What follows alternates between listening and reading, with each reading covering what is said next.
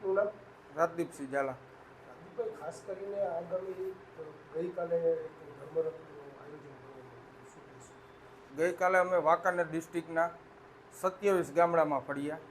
તેમાંથી એક ગામડામાં અમારા સમાજના ખાલી 2 જ ગામ હતા, 2 જ ઘર હતા.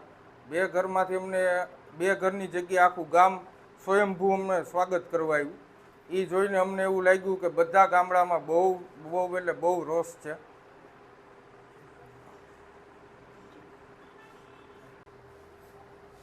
આપનું નામ? અનિરુદ્ધસિંહ જાડેજા. ખાસ કરીને બાપુ, એક જે ધર્મરથ જે નીકળ્યો હતો ગઈકાલના રોજ જે પ્રસ્થાન કરાવવામાં, હાજી, શું કહેશો? ધર્મરથ એ અમારી અસ્મિતાનો રથ છે. જે કંઈ ચાલી રહ્યું છે એ સમસ્ત ગુજરાત અને ભારત વર્ષ જાણે છે.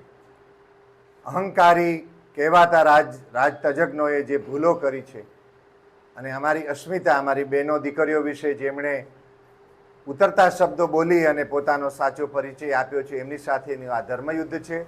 એ વખતે અત્યારે અમારા ધર્મરથ ચાલી રહ્યો છે. ભાઈ શ્રી રાજદીપસિંહજી અને અમારી ટીમ આ ધર્મરથમાં અમે 50થી વધારે ગામડાઓ કવર કરી ચૂક્યા છીએ.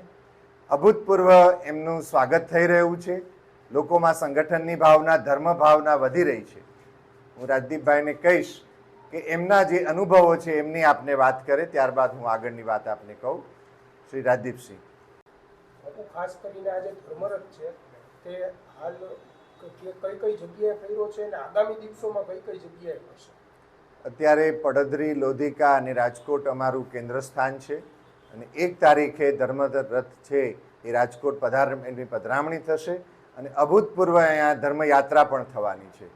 આજે જેમણે ધર્મના નામે છેતર્યા છે, સમસ્ત ભારતને અને ગુજરાતને જ્યારે છેતરપિંડી થઈ છે, ત્યારે આજે ક્ષત્રિયોને પ્રતીતિ થઈ છે કે સાચો ધર્મ કયો છે એ ક્ષત્રિયો હવે બતાવશે. અમે જ્યારે લીલા માથાઓ આપ્યા છે, પાડિયાઓ થયા છે, ગાયો બચાવી છે, ગૌચર બચાવ્યા છે, બહેનો દીકરીઓના શિયળ બચાવ્યા છે, આનાથી મોટો કોઈ ધર્મ ન હોઈ શકે. તમે રાજધર્મ પણ ભૂલ્યા છો અને નાગરિક ધર્મ પણ ભૂલ્યા છો. મને તમને જણાવતા આનંદ થાય છે કે સમસ્ત ક્ષત્રિયો આજે લાખોની સંખ્યામાં છે અને એક પણ લોકોએ નાગરિક ધર્મનો ભંગ નથી કર્યો. સુશાસનની રીતે, શિસ્તબદ્ધ રીતે નાગરિકો વર્તી રહ્યા છે.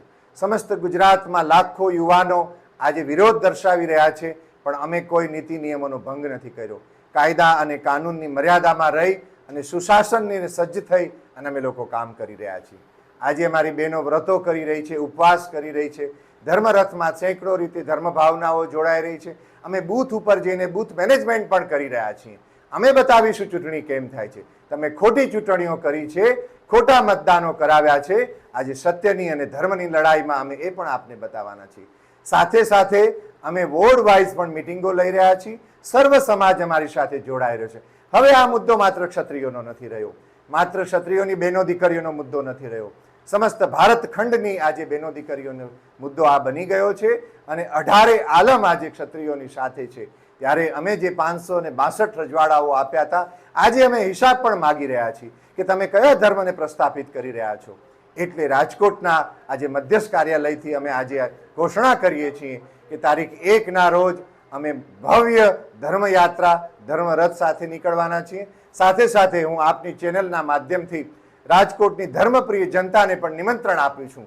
અમારી સંકલન સમિતિ નિમંત્રણ પાઠવે છે કે આપ સૌ જોડાજો અને આ ક્ષત્રિય ધર્મ છે, ક્ષાત્ર ધર્મ છે અને સાચો ધર્મ છે.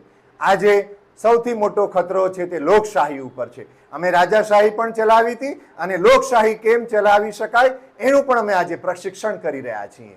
તો એ અમે એનો વધારે ચમત્કાર આવનારા દિવસોમાં 7 તારીખે પણ જોવા મળશે, ત્યારબાદ પણ જોવા મળશે અને 1લી તારીખે હું ફરીથી આપને યાદ અપાવું છું. રાજકોટની ધર્મપ્રિય જનતાને હાથ જોડીને આપને નિમંત્રણ આપું છું અને વિનંતી પણ કરું છું કે બહેનો દીકરીઓના શિયળ માટે, સાચા ધર્મની છે તે રક્ષા માટે આપ જરૂર પધારજો અને એના રૂટ અને વધારે માહિતી નજીક ભવિષ્યમાં અમને ડિક્લેર કરીશું. જય ભવાની, જય ભવાની, જય ભવાની. ભારત માતા કી, ભારત માતા કી.